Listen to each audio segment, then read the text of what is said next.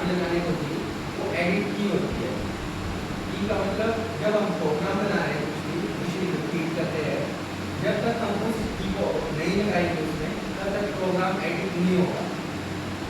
और जो edit mode है, एडिट मोड में जाना पड़ता है हमें, उसमें हम प्रोग्राम बना सकते हैं। और जब तक चाबी नहीं लगेगी तब तक हम उसको एडिट नहीं कर सकते। चलाने में पूरे से प्रोग्राम बना दिया, एडिट की से निकाल दी, उसके बाद हम मशीन को रन कर सकते हैं बिना चाबी से। जैसे कंपनियों में प्रोग्रामर होता है, ऑपरेटर होता है।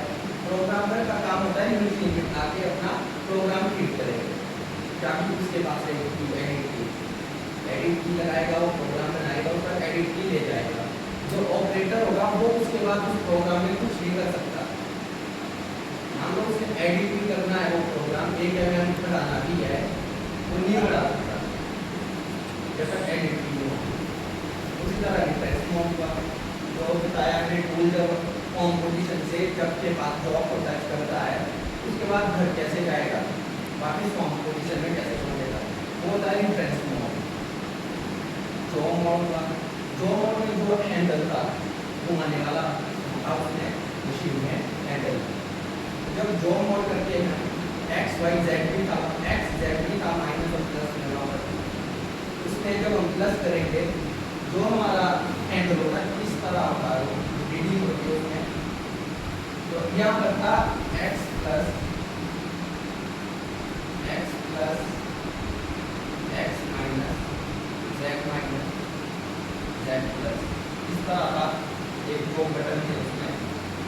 जब हम इस हैंडल को चलाएंगे, जब मान लो टर्रेट यहाँ पर है, टर्रेट को हमने ट्रक के पास ले जाना है, जब हम x माइनस करेंगे या हमें माइनस बनाना पड़ेगा x माइनस, तो जब हम इस हैंडल को चलाएंगे टर्रेट में नीचे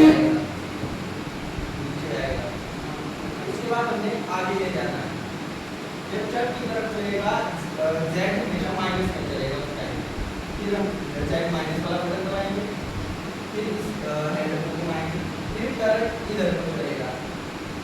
मान लो उसके बाद थोड़ा सा ऊपर करना है हमें, z x प्लस बनाना पड़ेगा, उसके बाद टर्रेट ऊपर जाएगा। उसके बाद मान लो थोड़ा सा पीछे करना है, z प्लस दबाएंगे, टर्रेट पीछे आएगा। हैंडल का ये काम होता है। जब बॉक्स सेट लेते हैं उस टाइम बॉक्स सेट में होता है, जब जॉब यहाँ लगी होगी हमें जो टूल लगा हुआ है इधर, वो टूल हमें जॉब में टच करना पड़ता है, जीरो लेना पड़ता है जॉब का, उस टाइम हैंडल मोड का काम होता है ये। जब हम रिफ्रेश मोड जो होता है, रिफ्रेश मोड जो होता है ऑटोमेटिक टर्रेट कॉम्पोजिशन में पहुंचेगा, कॉम्पोजिशन में अपने आप पहुंचेगा रिफ्रेश मोड में। और वहाँ पर एक दो बटन और थे, एक स्पीड का था, एक स्पीड का था। स्पीड होती है हमेशा चक के लिए, स्पीड जो होती है वो होती है टैरेट के लिए, तो वो घुमाने के लिए नंबरिंग की घुमाकर 150 तक की स्पीड होती है चक की। और चक हमारा 5-5 हज़ार की स्पीड वाली बनता है, आगे जिसको बोलते हैं। ये तो हो गया। और मैगजीन की देखी थी हमने, और उसमें मैगजीन नहीं की जगह जो 5 चीजें हैं उसमें 8 मैगजीन एक साथ रखती है, एक साथ कहने का मतलब उनको हम 8 की 8 एक साथ लगा के रखते हैं। जब वो आएगा सामने चक में अड़ेगा, वो ड्रिल वगैरह पहले लगा के रखेंगे, वो हमें सेट करना पड़ता है कि कौन कौन से टूल हमें चाहिए उस टाइम में मैगजीन।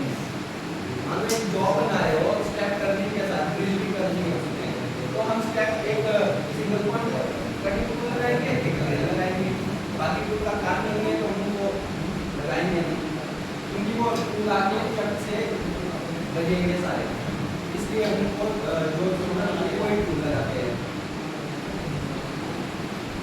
और जॉब मोड का एक सिंगल ब्लॉक का, सिंगल ब्लॉक का मतलब होता है मान लो 10 लाइन का प्रोग्राम बना दिया है, ठीक है, 10 लाइन का एक प्रोग्राम बना दिया। जब हमने एक एक करके वो चलानी है 10 लाइनें, टेस्ट मिलेगा 10 सिंगल ब्लॉक, SBK लिखा होगा उस बटन में SBK। जब हमने उसको चलाना होता है ना, फिर हम ऑटो मोड में जाते हैं, सिंगल ब्लॉक मोड जाते हैं। उसका एक ग्रीन बटन था वहाँ पर, जो सबसे ऊपर था, वर्टिकल ब्लॉक हमने किया जब हम उस